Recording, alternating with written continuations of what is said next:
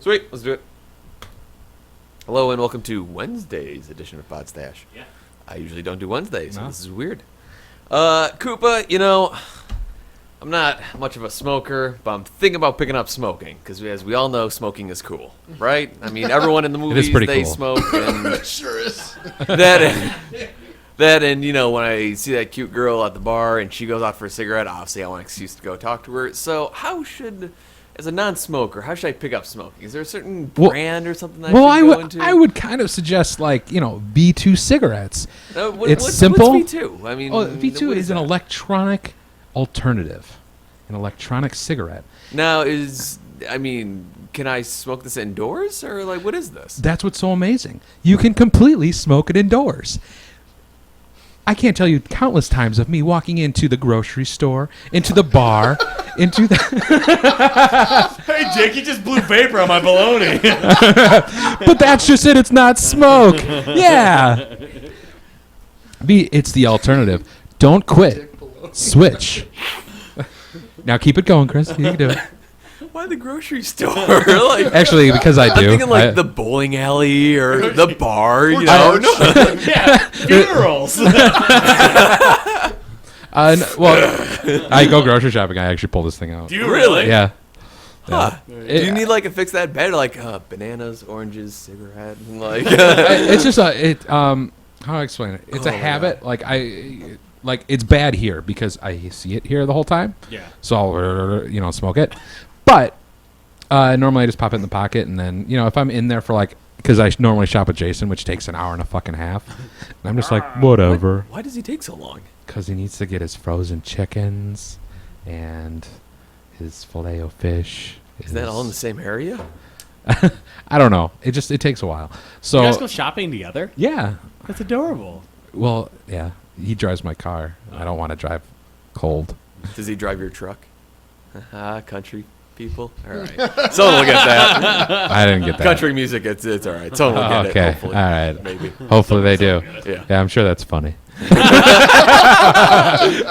That was, so it's okay. And in addition to being a badass, I mean, smoking is badass. I mean, every is pretty- cool actor, they smoke. I mean, oh, yeah. we all know it's obvious. But I mean, I think Brangelina. I want to get in a little shape because I mean, I'm pretty scrawny. I mean, I have a very girlish figure. So if I really want to attract the ladies, I mean, Brian, dude, I mean, is At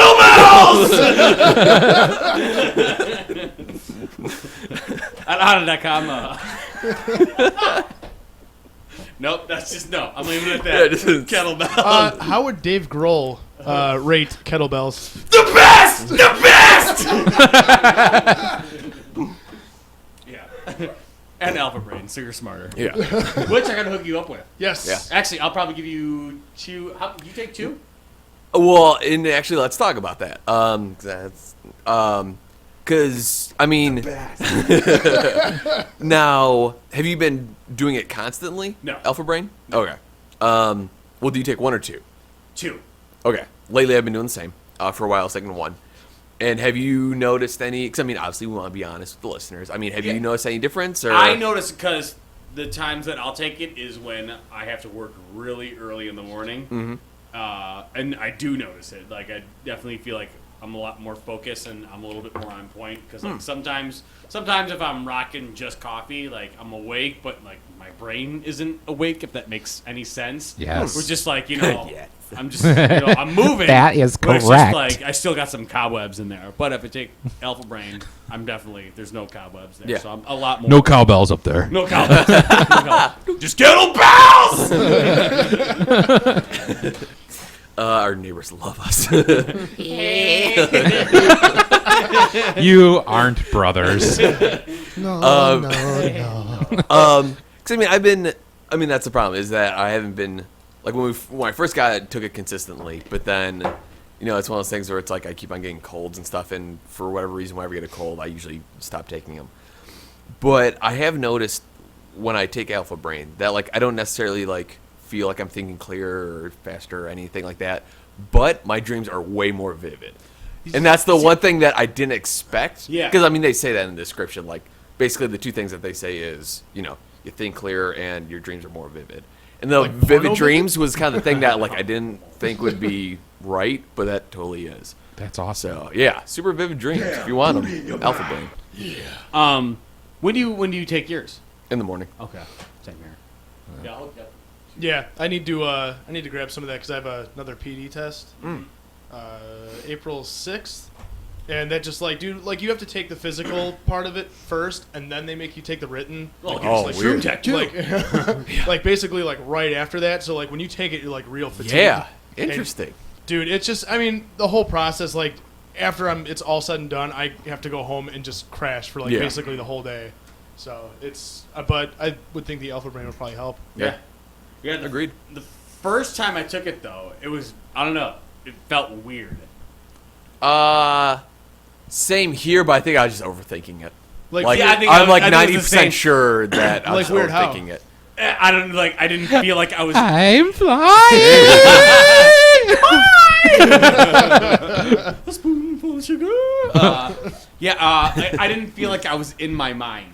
really? It was but I think it was literally that. I was Overthinking. overthinking it. Like, do you think I should try it first and then try it at the Actually, I would police probably test? do it 24 hours before and then the same day. Same day? Okay. Just because I mean, with any food or vitamin, it takes a while to digest. Yeah. So I'd do like a day before and then the day of. Okay. I'll give you 4.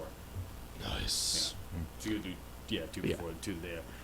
I think it was definitely overthinking it. Yeah. 'Cause, Well, and then you do Shroom Tech. I don't. Yeah. What do you think about that? fucking awesome. What is Shroom Tech? Shroom Tech is basically, God, it sounds so cliche, but basically. What about shrooms, bro? Oh no, nothing, officer.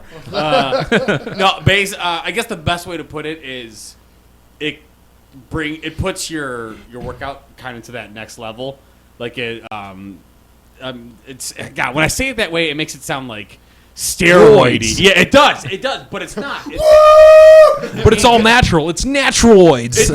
Asteroids. Actually, yeah, it is. I mean, it just, I That's don't know, a title.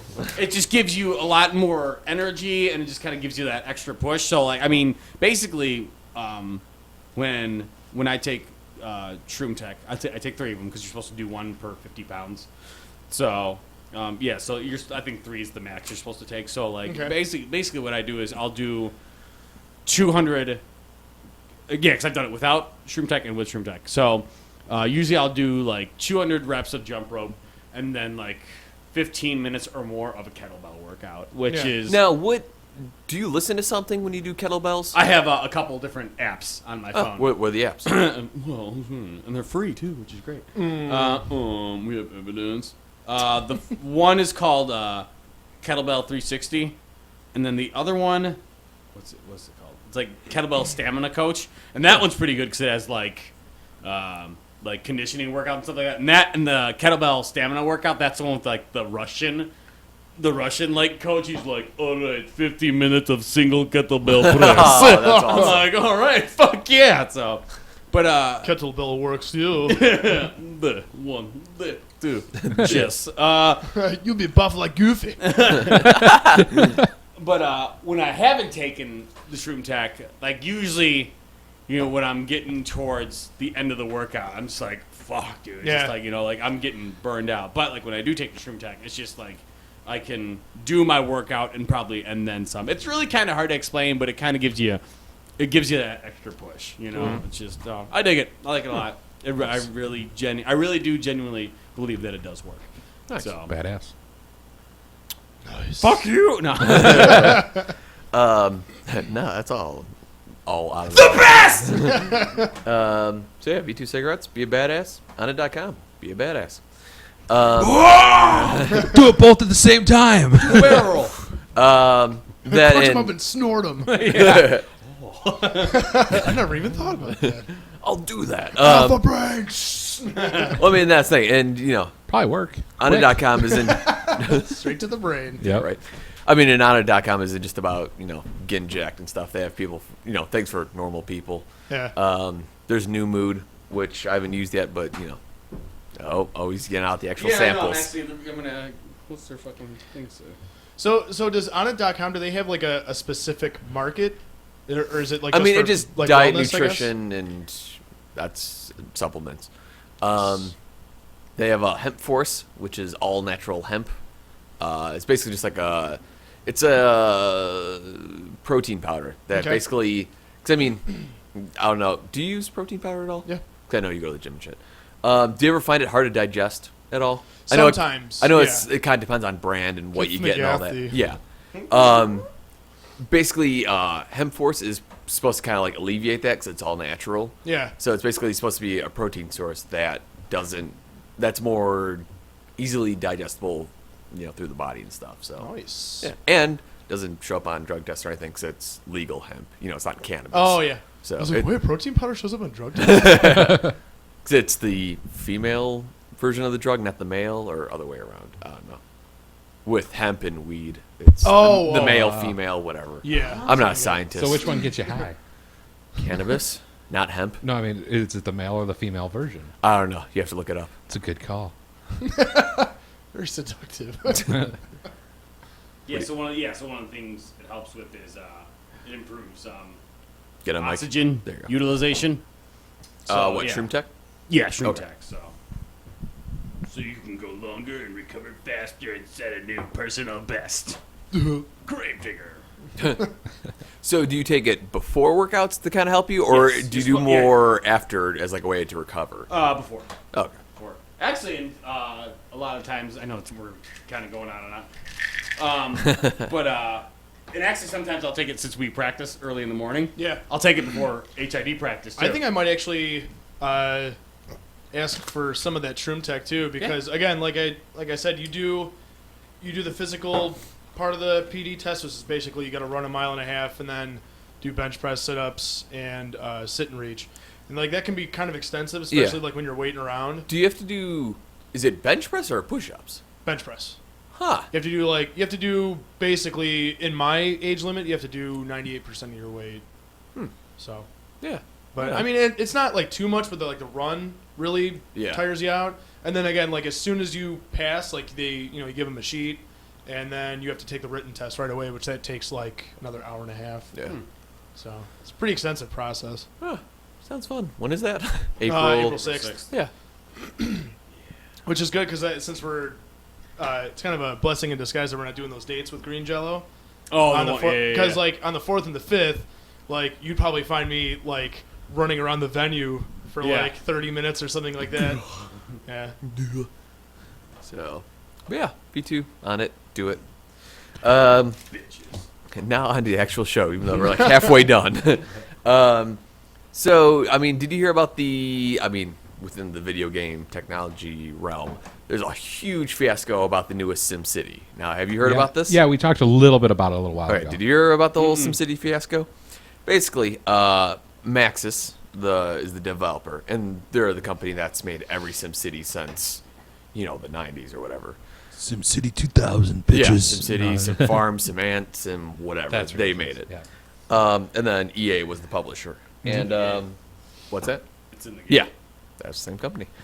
But basically, one of the features, EA called it, was the fact that to play the game, even though it's still like very much the same SimCity where you just build a city, to play the game you had to connect online. And the reason why that is because basically like your city, like when I go on to play it, like my city would be next to your city. So that's why you connect online, is so everyone's city is kind of next to each other and blah, blah, blah. And another feature of the game is the fact that like you need to trade resources. So like my city would trade with your city with, nearby. And like, that's why I need, and that's the thing. It's not like something that you choose to do. It's you have to go online to play the game. Yeah. But when they launched it, their servers totally couldn't keep up. So Really? there was people who would buy the game, and then there's like for weeks couldn't play it because they couldn't get onto the servers because That EA sucks. was just totally backed up. And and obviously with nerds and trolls like on Reddit, like, EA sucks, because that's what trolls do. But- EA bastards. Yeah, but it did get to a point where it's so bad where even EA like did a press release like, yeah, we kind of fucked up, our bad, and they gave like basically if you bought the game between a certain time period, you got a free game. So shit. like we fucked up, our bad. Yeah. But the reason why I bring this up is it brings it's a nice segue into the whole idea of a lot of companies are kind of doing this. 'Cause I mean, well, even StarCraft is the same way. StarCraft, Diablo. Yeah, where you have to log in like online to play a game. Even if you're playing StarCraft against a computer, you still have to go like online. Well, you don't have to, but regardless, just to generalize, you have to go online. Right. Yeah. So, and now, I thought of another example of, it's just this whole idea that you kind of don't own, video games again, but there's the idea that publishers again are trying to get rid of the whole like used video game market. So basically, like when you buy a new game and you play it on your say your Xbox 360, something happens where the disc says, hey, I've been played on this system, and from now on it'll only play in that system. Really? Oh, that's a So if you sell it to GameStop, it won't work if someone buys it. Really? And that's what publishers, they're trying to get to that. It's not quite there, but that's like they're trying to get to that point. So it's this whole idea of like you don't own you don't own that CD, you don't own that video game. You're just kind of renting it from the publishers. So basically, I'm asking you as a photographer and you as musicians, what do you think about that idea of people? Do you want people to own your material or just kind of rent it? I think it's already kind of that way.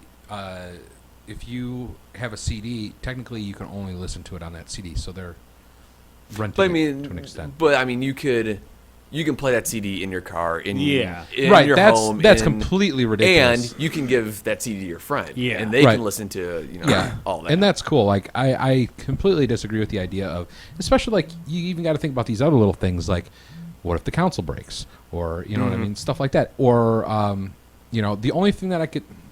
That's just to me that's ridiculous. Unless they wanted to stream it online, and you know what I mean. Unless they wanted to do it so that everything was kind of digital, so like you never even had to go out and buy the game. You just and they made it that way. Like why make it just a and one of the reasons why they say they're doing this is to combat piracy, because torrents and LimeWire's the devil, whatever.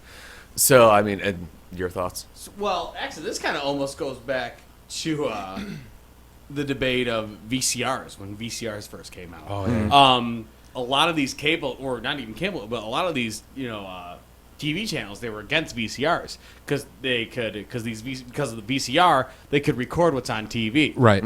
But then there were actually guys like Mr. Red Rogers, who was actually in support of the VCR because basically he viewed his show as something parents could watch with their children. So he just kind of envisioned it as people recording his show, so later the whole family could watch it. So that's one end of the spectrum. I'm just like that it's good, but Right. then I think the kind of other end of the spectrum, these companies.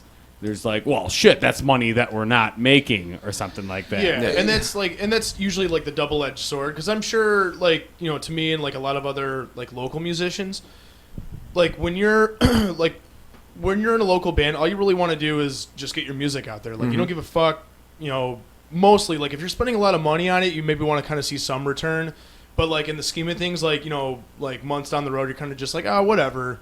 Here's a CD, here's that, whatever. But then, like, local musicians don't necessarily care about that kind of thing. But, like, when it comes to people who are kind of making their bread and butter off of it, that's where, it kind of depends. I mean, if it's all coming down to piracy, if that's the real issue, you're attacking it wrong. Instead of attacking the person that's actually doing the piracy, they're going after everyone and just saying now everyone. Because now it's that thing like when you're in school, if someone did something wrong, now the whole class has to pay for it. Oh, you know what I mean? Yeah. That's what they're kind of doing. But the problem is that we're so many different people and so different far away. It's not like we can control that. You know what I mean? We can't be like, pirate, and you know what I mean? Like, so why are you blaming me? So all they're really doing is they're just alienating people that are already loyal customers. Like. So their approach is just wrong. Yeah. So, and then to bring up another point about this whole fiasco is that, when people couldn't get on the servers, a lot of people were complaining to Maxis, the developer, like, hey, why can't we just play this offline like every other, SimCity that's ever been made? And for a while, they're saying like, oh, we developed the game, so there's a lot of calculations happening in the cloud. Well, and that's like when you save your city, it saves to the cloud, so and all that. But basically, they're saying like, oh, there's a lot of calculations in terms of like weather and population and how the AI, like the people that live in your city, and all those calculations are done on the cloud, so that way lower end computers can still run the game, yada yada yada.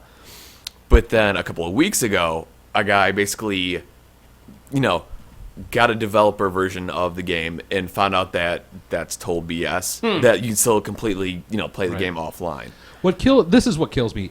You don't see these game developers ever coming out and being like, "Listen, guys, this is how much this game cost. We want to keep making these games, and we want to make them the best that we possibly can, which means that we need your support. So when you play this game, we want you to purchase this game, and this helps us do that." If someone came out and said that, wouldn't you just be like, cool? Yeah. See, and that's exactly like what I was going to say too. Like when it comes down, like say music, like a band that's like really well established and they're making a lot of money, it should kind of be up to the band to kind of decide that. Like, because like obviously a lot of it's going to come from like a record company. They say like, oh, we don't want you pirating our music because it's money out of our pockets. Well, you guys aren't going on tour. You guys aren't spending extensive hours in the studio. Like, you guys just basically sit there and collect a check. Well, no, to an extent. They're the ones that put. They're playing a gamble. They're gambling on you, and they say, we're going to give you $100,000 for that. You're going to be able to make a record, and you're going to be able to do a tour. This is a gamble that we're taking, and because of this high-risk gamble that we're doing, we want this amount of money, which ends up fucking you in the long term, because if you do end up I've making heard money... so many horror stories just from so many people about how they owe record labels so much money. Right, because basically in the contracts, they never...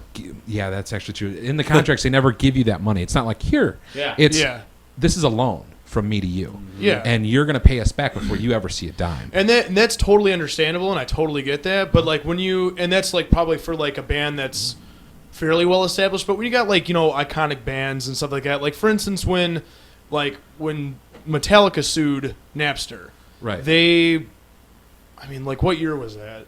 God, that was like 2000. Yeah, either late 90s or early 2000s. Okay, no, that happened when they released a track for the Mission Impossible soundtrack. Oh, was it? So like 1999, 2000, something like that. So useless knowledge. All right. So by then, Metallica's already been an established band. Like they're already they're like they already know what they're had they come in. out and just said, we're not this is something, it's your choice, but but listen, we need to make we need to make a living, and there's new people trying to come into the industry, and they need to be able to make and a like living if they too. had said like all right guys, like here's the thing, like maybe we'll say hypothetically they condone like piracy and shit like that, or even just paying for music online at like a fixed cost. They gotta, and like you said, it should kind of boil down to like them saying to people like, "That's cool, but like if you guys keep doing that, no more Metallica." Well, and it doesn't. You don't even have to force it that way. It's just like, when you really talk about this, we put a lot of time and effort into it, and you could say, "Oh, rich musician," but at the end of the day, this is our job, and this is how we make money, and we want to keep making music, but we need to be able to make a living. So if you're going to take if too many people start downloading this and they take away our living and able to do it, we're going to have to go and do something else. And it might not be Metallica anymore. You know what I mean? It might be something not even music related. And I think another thing too, like it kind of boils down to, like obviously the reason people don't want to pay for a lot of things is because they're like just marked up like a motherfucker. Right. And they just basically don't want to pay full price for it. Yeah. And like kind of off topic too, like one thing that I thought was like insanely cool out of Eddie Vedder, singer of Pearl Jam, I guess like that whole band got into like a huge fucking like I don't know if it was like a lawsuit, I'm pretty sure it was, with Ticketmaster. Oh yeah. Because and they're Pearl Jam's a big band, so they're gonna be playing big arenas and shit like that. But they basically said like, hey, even though we're playing all this shit, you guys are charging way too fucking much for tickets. Oh, yeah. $9. Well, it's not even just their ticket charge. It's the service fee and all that. But you'll end up paying, and it's not like just buying one ticket or like one service fee per transaction. It's per ticket. Yeah. So every ticket's now a $10 markup on top of what the listing fee is. Yeah. That's why I think, is it Bandcamp.com? Where that's one of those sites where a lot of the artists, they charge what you want to pay. which is really cool. So like, if you want to pay a penny for an album, you can pay a penny. If you think this album is worth $10, you can pay $10. Yeah. So I mean, sure, there's lots of cheap asses. They're just like, oh, 1 penny, you know. But still, it's kind of cool that they're. It's 1 penny more than a. Yeah. Absolutely, absolutely. So I think that's Bandcamp. Yeah, I know what you're talking about. That's neat. I don't know. It's a cool. It's risky. It depends. Oh yeah, but, absolutely. You know, I still think there's value in stuff what we do. There's value. People should be paying for it. Mm-hmm. But I think you got to take all the bullshit out. Who's the dude? Trent Reznor. Yeah. He's like, to me, like, if, you know, that's really neat because he said, fuck the labels. I'm going to do it myself.